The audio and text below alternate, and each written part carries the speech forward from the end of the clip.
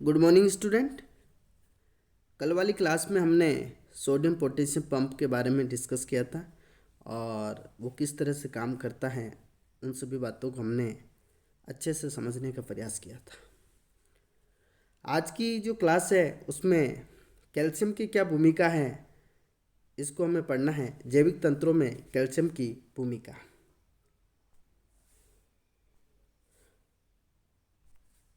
Role of calcium in biological system. जितने भी जो जलचर जंतु होते हैं, एक्वाटिक एनिमल होते हैं, जैसे सीपी, घोंगा हुआ, इनका जो खोल बना होता है, इनकी आधार संरचना होती है, वो कैल्शियम कार्बोनेट की बनी होती है। कैल्शियम आयन ऊतकों में कणिकाओं के रूप में जमा होता है तथा आवश्यकता पड़ने पर इनका उपयोग विभिन्न कार्यों में किया जा सकता है। कोशिका भित्ति जो सेल वॉल होती हैं, कुछ प्रोटीन ऐसे होते हैं जो कैल्शियम आयनों को आकर्षित करते हैं और बांधे रखते हैं, बाइंडिंग करते हैं। वे आवश्यकता पड़ने पर इन्हें रिलीज भी कर देते हैं, मुक्त कर देते हैं। यहाँ पर कुछ प्रोटीन के बारे में हम डिस्कस करते हैं।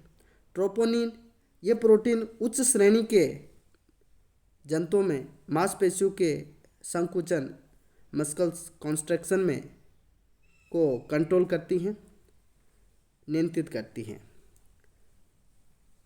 दूसरी जो प्रोटीन है वो पार्वल ब्यूमिन, ये प्रोटीन मछली तथा अन्य जलचर जो जंतु होते हैं उनकी जो मांसपेशियों में संकुचन को नियंत्रित करती है, मस्कल्स कॉन्स्ट्रक्शन को कंट्रोल करती हैं।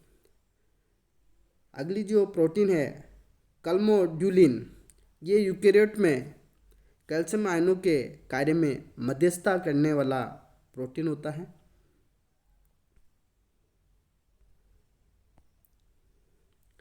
अगली जो प्रोटीन है वो थर्मोलाइसिन। कैल्शियम जो ये थर्मोलाइसिन प्रोटीन होती है वो कैल्शियम व जिंक आयनों दोनों को बाइंड करने का काम करती है, बांधे रखने वाला प्रोटीन होता है। और इसके बाद कॉनकेबलिन ए, और ये जो प्रोटीन होती है कैल्शियम और मैंगनीज आयनों को बांधे रखने वाला प्रोटीन होता है। अगली जो प्रोटीन है स्टेफिलोकोसिल न्यूक्लियस, ये एंजाइम होता है और ये डीएनए तथा आरएनए के हाइड्रोलाइसिस में प्रयुक्त होता है, जल अपघटन में इसका उपयोग होता है।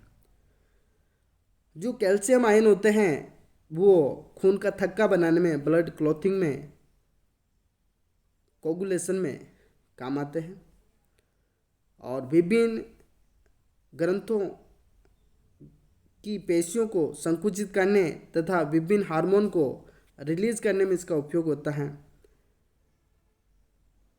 और काफ़ी सारी मेटाबॉलिज्म में जो प्रोसेस होती हैं ये कैल्शियम आयनों के द्वारा कंट्रोल होती है। पौधों की कोशिका भित्ति, जो प्लांट की जो सेल वॉल होती हैं, इसका जो मेन कंपोनेंट होता है वो कैल्शियम पैक्टेट होता है। तो यहाँ पौधों की कोशिका भित्ति का जो प्रमुख अवयव होता है वो कैल्शियम पैक्टेट होता है। और अपने जो दांत हैं उनके ऊपर एक परत पाई जाती है इनेमल की, जो काफ़ी मजबूत होती है। ये फ्लोरोएपेटाइट से बनी हुई होती है और इसका जो सूत्र है CF2.Ca3PO4 होता है, जिसको हम फ्लोरोएपेटाइट के नाम से जानते हैं, जो काफ़ी मजबूत होता है। और कैल्शियम की कमी से हमारे शरीर में की जो हड्डियाँ होती, बोन होती हैं, वो कमज़ोर हो जाती हैं और उसमें छिद्र हो जाते हैं, पोरस बन जाते हैं। इससे वो जो हड्डियाँ होती हैं वो कमज़ोर हो जाती हैं और इसकी वजह से कैल्शियम की कमी से एक रोग होता है जिसको ऑस्टियोपोरोसिस कहा जाता है। तो आई होप आपको ये कैल्शियम की भूमिका क्या है अपने बायोलॉजिकल सिस्टम में आपको समझ में आया होगा। और इसी के साथ ये चैप्टर जो बायो इनऑर्गेनिक केमिस्ट्री वाला जो चैप्टर हम पढ़ रहे थे वो समाप्त होता है। ओके, आज के लिए इतना ही काफ़ी। Thank you.